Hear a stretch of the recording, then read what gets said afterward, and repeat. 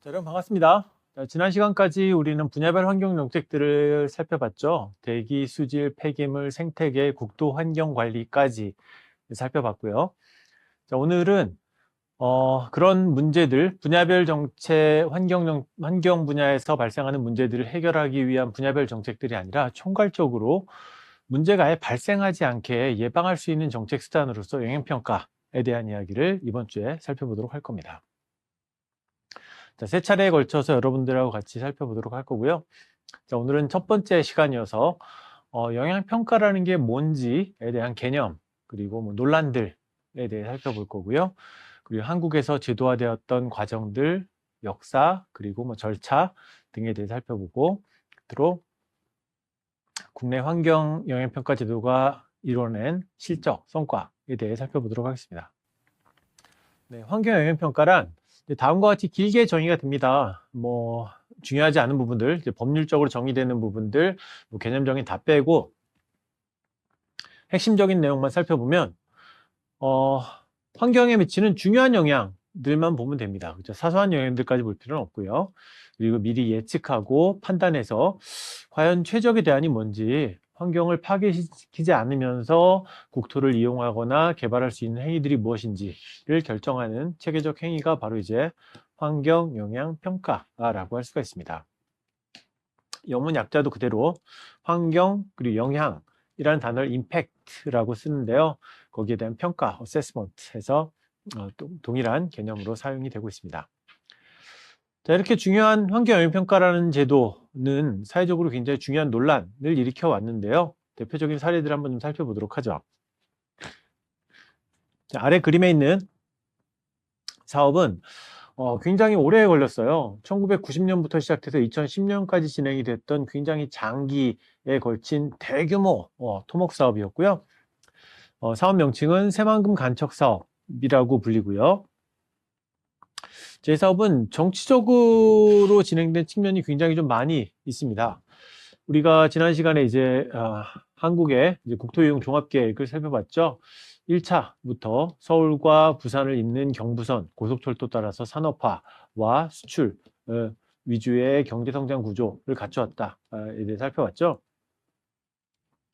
자, 그러면서 과거 1980년 이후부터 전라도는 이 한국의 경제발전 산업화에서 소외됐다라는 박탈감이 굉장히 컸어요. 왜 경부고속도로 축으로 서울, 대전, 대구, 부산으로만 자꾸 발전을 시키느냐. 호남, 전라도 지역은 제대로 된 산업단지도 없다라고 해서 이 지역도 지역균형 발전 차원에서 발전시켜야 된다라는 욕구가 굉장히 컸었고요. 그리고 90년대 말에 이제 전라도 출신의 김대중 대통령이 당선이 되면서 이제 급속도로, 이제 빠른 속도로 진행이 됩니다.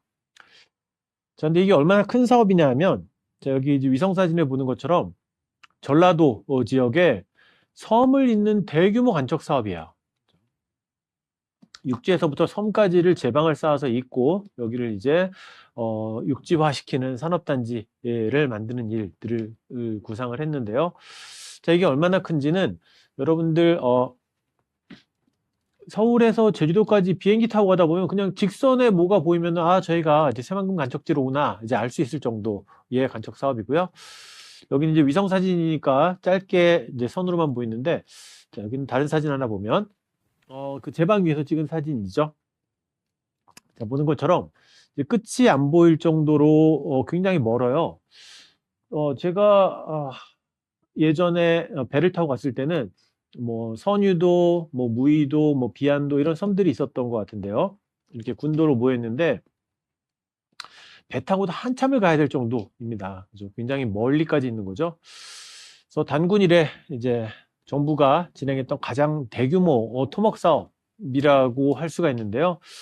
자, 이게 논란이 굉장히 컸어요. 자, 보는 것처럼 자, 논문도 발표가 됐는데요.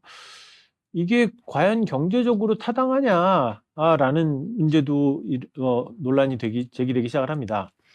한국에 과연 이렇게 땅을 넓힐 필요가 있느냐, 바다를 메꿔가면서. 이때 당시 정부의 공식적인 이 간척 사업의 목적은, 이 행위의 목적은 바로 농지가 필요하다라는 거예요. 그런데 한국에 뭐 논이 부족하지 않죠. 자, 여기서부터 이제 논란이 발생을 합니다. 자, 한국은 논이 부족하지 않습니다. 자, 그리고 전라도 사람들은 이 논이 필요해서 여기 간척 사업을 하는 게 아니었어요. 그죠? 개발해서 소외되었던 전라도를 발전시키기 위해서 산업단지가 필요했던 거죠. 뭐 산업단지 자체도 대한민국 전체에 또 추가로 이렇게 지을 필요가 있느냐, 이것도 역시나 논란일 수 있는데요. 자, 이런 논란이 경제성에 대한 논란이 불어집니다. 과연 이렇게 대규모 토목 사업을 해가지고 땅을 만들어서 그 땅을 뭐 했을 거냐, 돈이 들어가는데 그 돈을 들어간 만큼 편익이 나오느냐라는 논란이 벌어지게 됩니다. 자, 이때 국토부와 일부 경제학자들은 이거의 논리를 맞추기 위해서 여기 나오는 쌀 가격에다가 안보미가라는 걸 적용을 해요. 그냥 쌀의 가격 가지고는 경제성이 전혀 안 나오니까 이런 사업을 해가지고 벼를 재배해서 그 벼를 팔아가지고서 얻는 이득은 이 사업비를 충당하지 못하니까 이때 식량안보라는 개념을 가져옵니다. 그죠? 한국에 쌀이 없으면은 이제 굶어 죽을 수도 있으니까 이거는 이제 전쟁 무기가 될 수 있다. 자, 그러면 이거는 안보 차원에서 중요한 가격이 있다. 뭐 이런 조금 당혹스러운, 학계에서는 거의 받아들여지지 않는 논리를 내세워가지고 편익을 부풀려요. 쌀 키운 게 굉장히 중요한, 뭐 10배 막 부풀립니다. 자, 이 새만금 사업은 자, 그렇게 해서 결국 진행하기로 결정이 됐고요. 자, 그 밖에도 여러 가지 문제가 발생을 해요. 대규모 이제 환경 파괴가 발생을 하죠. 자, 습지와 뻘이나 이런 것들은 해양 생물들 그리고 조류, 야생 동식물들이 거쳐가는 아주 중요한 자원이죠. 자, 이게 전부 다 사라지게 돼요. 여기가 이제 전부 다 바뀌어 버리니까. 사라지는 야생 동물의 생태계 파괴로 인한 손실도 계산할 수가 있습니다. 자, 비용으로 잡을 수도 있고 아니면은 편익의 마이너스로도 잡을 수가 있습니다. 자, 가능하게 되고요. 그럼 또 결국 또 경제성이 없어지게 되겠죠. 또 다른 문제점은 이 새만금 지역에 두 개의 강물이 유입이 되는데요. 자, 강물이 들어와서 제방이 건설되기 전까지만 해도 바다로 그냥 유출이 되면서 나가면서 오염되지 않았는데 막히는 순간 여기서 이제 오염이 발생을 하게 되죠. 자, 이 오염 발생으로 인한 또 비용이 또 증가하게 됩니다. 자, 이런 여러 가지 논란이 진행됐던 게 바로 전라도의 새만금 간척 사업입니다. 자, 그러면 이런 오래 걸렸던 대규모 사업이 중대한 영향이 크죠, 여기는. 자, 이런 영향들을 미리 예측해야 돼요. 그리고 최선의 대안을 찾아야 되는데 과연 대안이냐 논란이 벌어지는데요. 자, 환경에 대한 영향도 굉장히 문제가 많이 제기가 됐고요. 심지어 환경단체들은 이런 파괴적인 사업은 진행하면 안 된다라고 해서 이걸 이제 뭐 삽으로 막 푸는 일까지 막 진행이 됐어요. 저항하는 의미에서. 자, 물론 사람이 삽으로 푼다고 해서 무너질 제방도 아니죠. 자, 결국 소송을 걸었고요. 환경영향평가를 제대로 안 진행했다. 중대한 영향을 미리 예측해서 최선의 대안을 찾는 작업을 새만금 간척 사업도 하게 돼 있어요. 의무적으로. 자, 그런데 이걸 제대로 안 했다라고 해서 환경단체들은 사법부에 판단을 요청하는 소송을 제기를 합니다.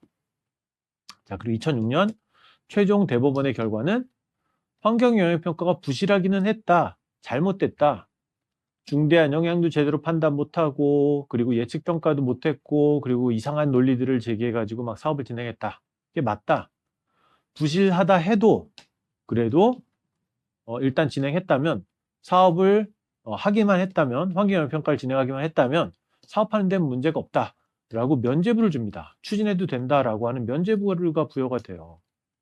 2006년 결국 최종적으로 대법원의 판단 덕분에 사업이 진행이 됐고요. 자, 그리고 완공된 뒤에도 계속 논란이 되죠. 자, 완성이 됐습니다. 2020년에 완성이 됐는데 결국 여기에는 또 벼를 심어가지고는 아무 수익도 없고요. 전라도민들이 원했던 것도 아니고요. 벼 심자고 간척 사업을 했던 것도 아니고요. 자, 그리고 문재인 정부 때 여기에 대규모 이제 태양광 사업이 또 진행이 되죠. 이것도 또 전라도 분들이 원했던 게 아니에요. 태양광 나쁘진 않지만 뭐 그거 하려고 이거 했던 게 아닌데, 자, 이 새만금 사업 하지 말아야 될 사업이 진행이 되면서 10년, 20년, 30년 아마 여러분들이 살아있는 생존 내내 아마 이건 이제 한국이 져야 될 짐이 될 겁니다. 막대한 돈을 들여서 환경 파괴를 했는데 과연 이게 어떤 쓸모가 있느냐 논란이 될 것 같다라고 판단이 됩니다. 지켜봐 주십시오. 자, 새만금. 정부가 막대한 돈 22조 원을 들여가지고 진행했던 사업이 과연 쓸모가 있느냐. 자, 여기에 환경영향평가 제대로 안 됐던 논란이 핵심적인 사안 중에 하나입니다. 자, 두 번째, 우리 수업에서 여러 차례 언급이 됐죠. 천성산 터널. 서울에서 대구를 거쳐 부산까지 지나가는 KTX가 부산 바로 입구에 천성산이라는 곳을 지나가는데 자, 이게 환경 파괴를 일으킨다라고 해서 지울스님이 반대하면서 중단이 됐던 논란이 있죠. 도룡뇽 서식지 파괴 등이 논란이 됐었고요. 자, 이때도 핵심은 환경영향평가가 부실했던 것 때문입니다. 잘못됐기 때문이에요. 자, 지울스님이 제기했던 거는 대규모 톤목 사업이 진행이 되면 터널 공사가 진행이 되면 지하 수위가 바뀌고 도룡뇽의 서식지가 파괴된다라고 비판했던 거예요. 자, 이런 영향을 미리 예측했어야 되죠. 이 산내에 있는 스님 한 분이 얘기한 거에 대해서 다양한 과학자들과 환경부가 결합이 된 사업 추진단에서 이걸 몰랐던 거예요. 알고 있어야 되는 거죠. 제대로 검토가 됐다면 영향을 예측하고 평가하고 진단하는 일이 진행이 됐다면 지울스님이 문제 제기를 했을 때 지금 산에 터널이 뚫리고 지하 수위는 이렇게 돼 있고 얼마 정도 영향을 미칠 거고 위에 사는 도룡뇽 서식지는 이 정도 영향이 있을 겁니다. 뭐 크게 나쁘지 않습니다. 자, 이렇게 답변이 됐다면 이제 문제 없이 해결이 됐을 거예요. 근데 그 영향평가 보고서를 보니까 도룡뇽이 있는지도 몰랐고 어떻게 되는지도 파악도 안 됐고 다른 것도 다 빠져 있고 이제 엉망진창으로 됐다 보니까 정부가 오히려 제대로 답변을 못하면서 문제가 됐던 중단이 됐던 사례가 바로 천성산 터널 사례죠. 자, 이 사례도 결국은 환경영향평가가 핵심적인 문제였다라고 할 수가 있습니다. 자, 중간중간 우리 수업에서 가끔씩 등장하기도 했었는데 자, 이렇게 중요한 영향평가, 미리 환경이 파괴되기 전에 이걸 예방하기 위한 정책적 수단으로 영향평가는 미국에서 69년에 이제 처음으로 등장이 됩니다. 자, 한국에도 1971년 공해방지법이 있었는데요. 바로 직후죠. 이때는 관련된 내용이 전혀 없었어요. 환경영향평가, 그게 뭐야? 영향은 뭐고, 평가는 뭐야? 자, 모르는 상황이었습니다. 자, 그리고 6년이 지나서 77년에 환경보전법이 만들어질 때는 우리도 영향평가를 해보자 라고 법률이 근거가 마련이 됩니다. 자, 해보자. 자, 근데 시행은 안 돼요. 할 수 있다 라고 되어져 있는데요. 자, 그리고 4년이 지나서 1982년에 다시 법률이 개정되면서 구체적으로 시행하기 위한 담당자, 주체, 기관 등이 만들어지게 되면서 시행이 됩니다. 자, 이때 이 법률에 규정된 것들을 할 수 있는 세부적인 규정까지 마련이 되면서 이제 실행이 됐던 게 1982년이라고 할 수 있습니다. 환경영향평가서 작성에 관한 규정이 마련이 됐습니다. 자, 그리고 1990년, 93년에는 아예 별도의 법이 따로 만들어졌죠. 자, 90년에 정책기본법이라서 이제 이 법률적 틀이 갖춰지게 되면서 그 중에 하나, 하위 법률로 별도의 법, 영향평가법이 만들어졌습니다. 자, 93년이에요. 그죠? 한국도 굉장히 오랜 기간을 거쳐서 93년에 이제 별도의 법까지 따로 만들어지게 됐죠. 자, 그런데 이제 또 아이러니한 일이 벌어집니다. 자, 6년이 지나가지고요. 국회에서 왜 이렇게 법이 비슷한 것들이 많아? 다 합쳐. 라고 발표가 됐는데요. 자, 그때 합쳐진 유사 법률들이 뭐였냐? 환경영향평가법이 있었고요. 교통영향평가법이 있습니다. 그리고 재해영향평가가 또 있었어요. 다 비슷비슷하네. 정부가 토목 건설 사업을 할 때 그와 관련된 환경영향, 교통영향, 재해영향 다 평가하게 돼 있는 거 아니야? 법률을 합쳐 라고 해서 99년에 자, 이런 유사 법률들을 다 통합하는 작업이 이루어져요. 자, 그러면 교통영향평가가 뭐냐 하면 자, 대구 시내 한복판에 현대백화점이 있죠.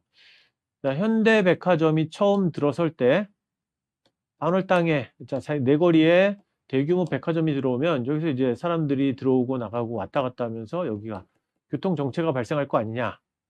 자, 이 교통정체의 영향을 미리 예측하고 평가해서 대안을 만드는 작업이 바로 교통영향평가입니다. 자, 여기도 보면 당시 2,996대의 차량이 더 다닐 거로 늘어지게 됐고요. 자, 그래서 지하 3층과 메트로센터 지하 3층을 연결 통로를 해서 백화점에서만 빠져나가면 문제가 되니까 옆에 건물하고 주차장 연결이 돼서 이렇게 뭐 다른 쪽으로 바로 빠져나가게, 사거리를 안 거치고 빠져나가게 하면서 교통 문제를 해소하겠다라는 대안들이 마련이 됩니다. 자, 조금 더 최근에 기사를 보면 자, 대구 시내 반월당의 대구백화점이 건설될 때도 이렇게 교통 영향 평가를 받았고요. 반대편에 이제 동대구역이 있죠. KTX가 내리는 동대구역에 바로 신세계 백화점이 이제 전국 최대 규모로 마련이 됐는데요. 자, 보는 것처럼 이렇게 이쪽이 이제 동대구역이고요. 신세계 백화점이 만들어지면 여기도 이제 교통체증이 발생하는 거 아니냐라고 하니까 여기도 교통영향평가를 받습니다. 자, 동대구역을 중심으로 해서 이렇게 고가도로도 만들고 환승센터도 만들고 유입하고 해서 진입로, 진출로 등을 만들어서 자, 문제가 없게 만들겠다라는 게 바로 신세계 백화점 당시 받았던 교통영향평가입니다. 이렇게 대규모 시설들이 건설이 되면 교통영향평가도 받아요. 자, 근데 이 교통영향평가의 주체는 지방자치단체에서 담당을 하죠. 대구시에서 관심이 제일 많아요. 교통이 막힐 건가 안 막힐 건가. 예, 관심을 갖게 되죠. 반면에 환경영향평가는 주로 주무 담당 부서가 환경부예요.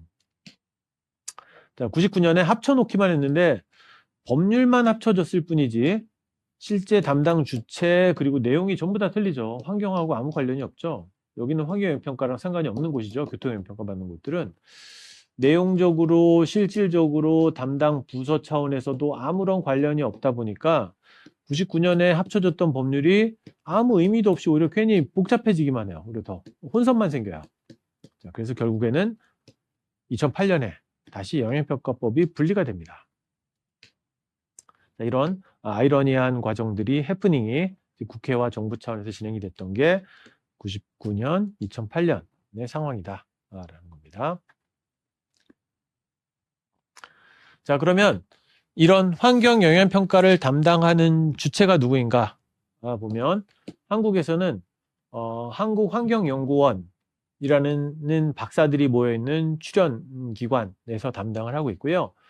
이 조직의 원래 명칭은 2021년에 바뀌었어요. 자, 그 전까지만 해도 한국환경정책평가연구원이었어요. 자, 여기 보면 이제 점이 찍혀져 있죠. 자, 환경정책. 자, 환경부 산하의 연구원이니까 환경정책을 연구한다라고 해서 앞에 부분의 명칭은 환경정책이 들어가 있고요. 두 번째가 점하고 평가가 들어가 있죠. 이게 바로 환경영향평가의 평가를 담당하는 기관으로 이름이 남겨져 있습니다.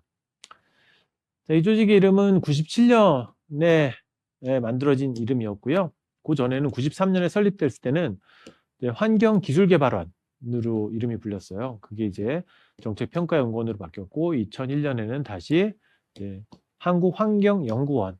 이제 모든 걸 다 연구한다. 네, 근데 그 중에 하나 중요한 파트가 바로 환경정책평가, 환경사업. 사업의 환경 영향을 평가하는 작업을 담당하고 있고요. 자, 연구원 홈페이지에 들어가면은 링크를 찾을 수가 있습니다. 환경 영향 평가 정보 지원 센터, 지원 시스템, EIA 시스템, SS라고 하는 홈페이지에서 모든 대한민국의 대규모 사업들의 환경 영향들을 평가하고 정리하는 작업이 데이터베이스로 여기에 다 공개가 되어져 있습니다.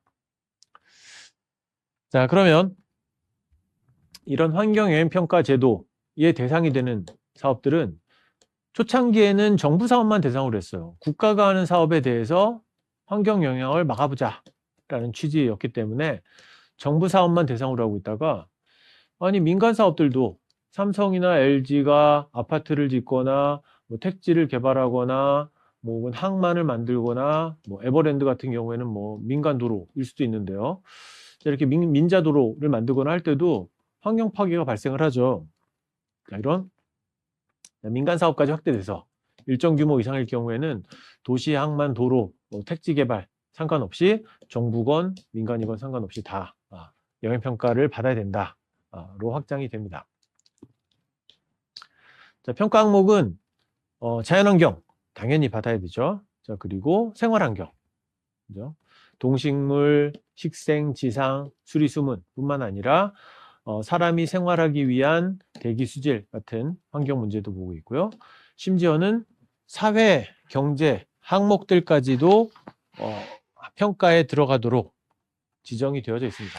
근데 다만 이 부분이 중요하진 않아요. 환경 영향 평가에서는 이런 자연환경, 생활환경에 주로 포커스를 맞추고 있고, 사회 경제 환경은 인구, 주거, 산업, 교통, 교육 이런 거는 이제 언급하도록 정도만 되어져 있는 게 이제 영향 평가라고 할 수 있습니다.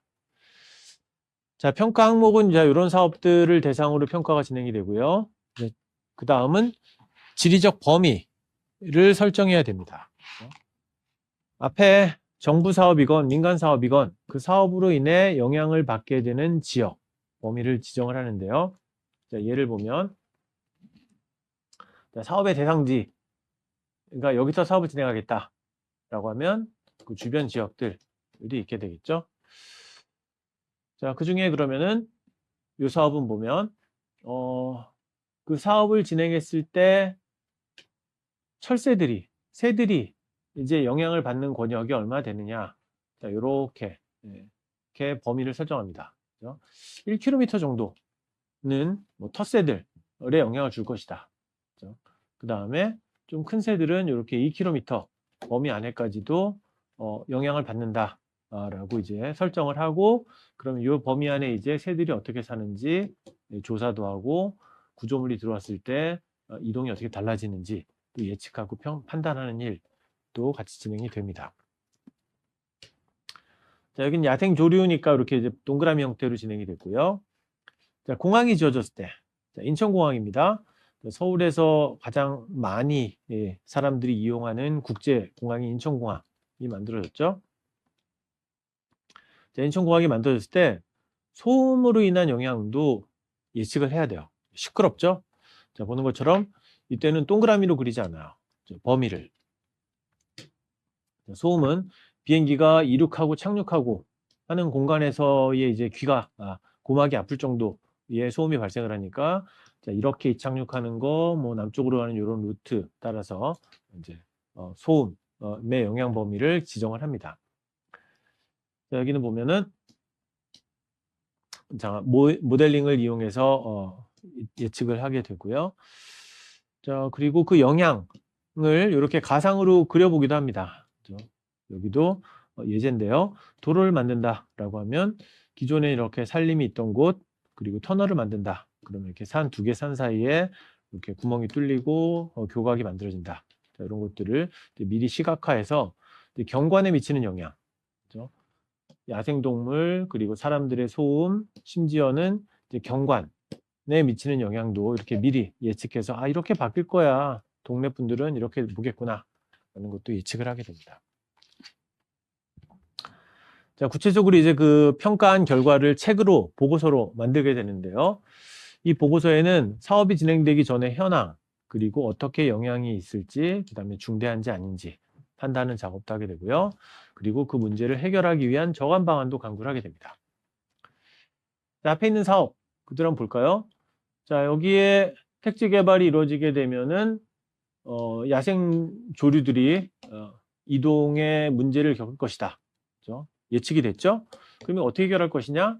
여기는 보면 바로 이렇게, 완충 공간, 한 10m 정도, 15m 정도, 완충 공간을 놓고 에다가 풀을 심어가지고, 새들이, 뭐 놀래거나, 뭐, 사라지거나 하지 않게 한다라는 완충 공간에 대한 계획을 제시하게 됩니다. 이런 게 바로 피해를 해결하기 위한 대책, 정책들을 포함시키게 되죠. 이런 저감 방문 중에서 좀 흥미로웠던 논란을 하나 살펴보면 2000년에 김대중 정부 때 남북 관계가 굉장히 좋은 편이었죠. 햇볕 정책을 추진하면서 북한과의 적대적 관계를 벗어나서 우리 동포로 지원하고 그에 또 화답하는 일들이 진행이 됐는데요. 자, 그때 진행되었던 사업 중에 하나가 바로 경의선 복구 사업이에요. 자, 이 남쪽에 서울이 있고요. 뭐 파주, 문산, 우리 이제 침수할 때 또 배웠던 지역이죠. 바로 임진강이 있는 그 침수 지역이고요. 자, 서울에서부터 북한의 의주까지 연결이 돼서 경의선이라고 불리는 기차역이 있었고, 자, 한반도 전쟁 이후에 여기는 단절이 됐죠. 그런데 이걸 복구하는 작업이 김대중 정부 때 진행이 됩니다.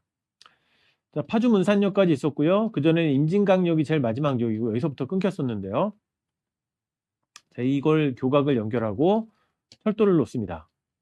자, 도라산역, 장단역이 있는데요. 판문점이 있고요. 여기까지 사업이 진행이 되면서 역시나 여기에도 또 이제 야생동물들이 살게 되죠. 자, 거기에 생태 통로도 만들고 야생동식물들이 이동할 수 있게 동물들이, 그리고 파괴되는 습지를 대체로 만드는 대체 습지를 만드는 작업도 같이 진행이 됩니다. 자, 2000년부터 2002년까지 진행되었던 복원 사업이고요.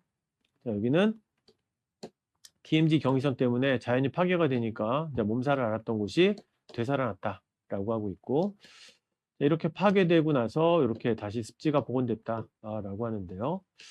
자, 이거는 좀 하여튼 좀 길게 보고 잘 판단을 해야 될 것 같아요. 논란이 있는 부분들입니다. 자, 원래 있던 습지는 자연 습지였죠. 자연 습지들이 있었고, 자, 이 정도 면적의 자연 습지가 사라진다라고 하면 그만큼을 대체하는 면적의 습지를 만들었는데요. 자, 이게 말이 대체 습지지 사실은 논이에요. 그 전에 논 같은 곳들을 그냥 인공적인 공간을 다시 이제 습지로 만들었습니다.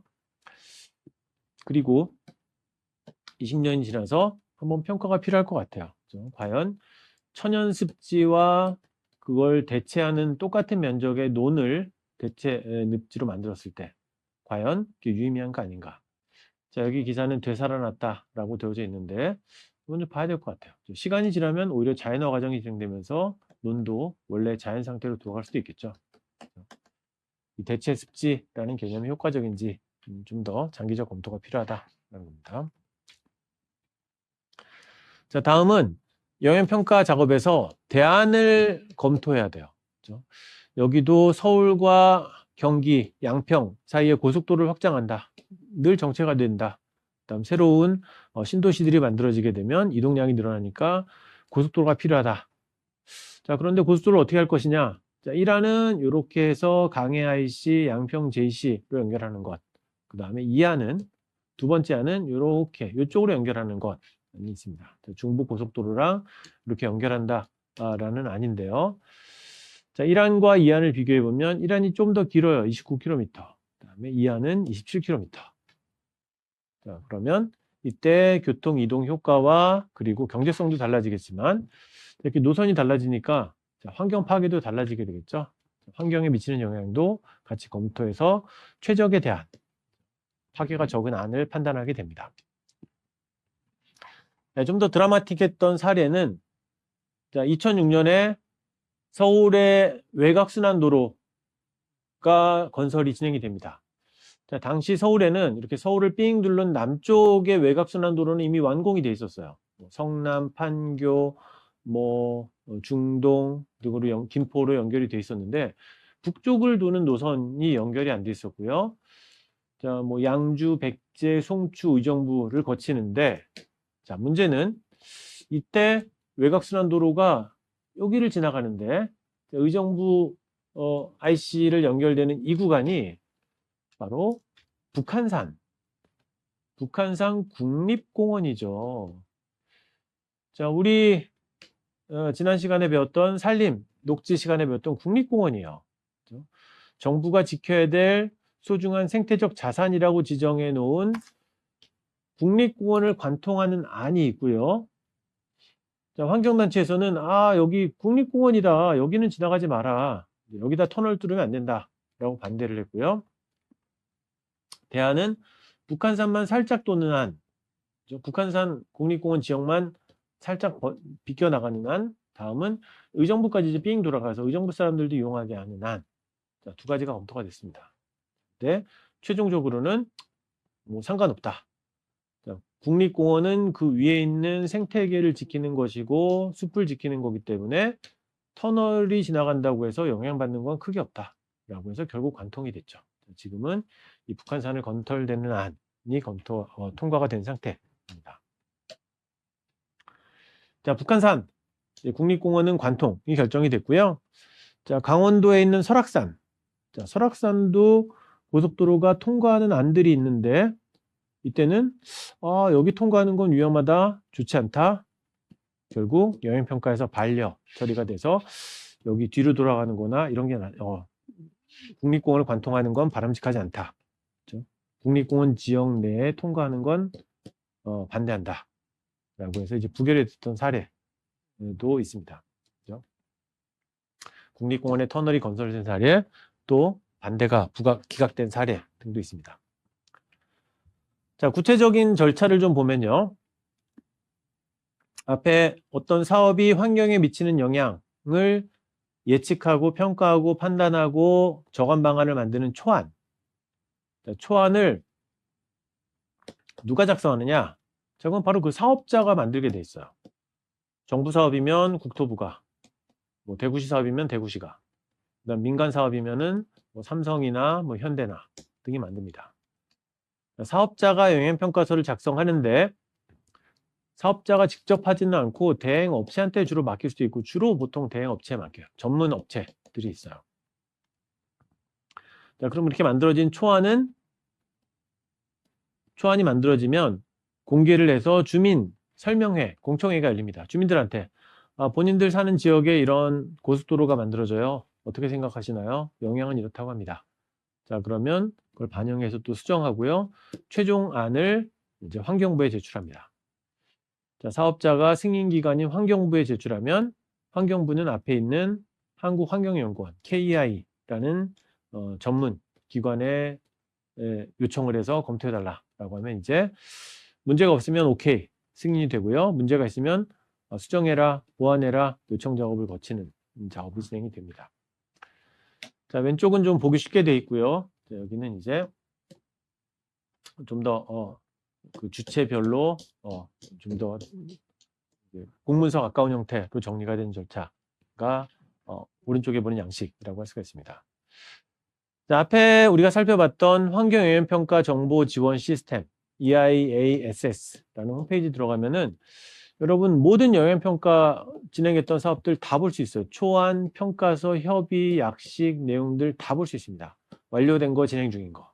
그렇죠? 여러분이 살고 있는 동네에 내가 경주에 산다, 내가 포항에 산다, 군위에 산다, 혹은 내가 팔공산 옆에 산다. 얼마 전에 터널 공사 진행하던데 이거 과연 영향이 있는 거 아닌가? 보고 싶다 하면 여러분들 이렇게 검색하면은 관련된 환경 영향에 대한 검토 내용들 전부 다 확인할 수 있다 라는 부분들입니다.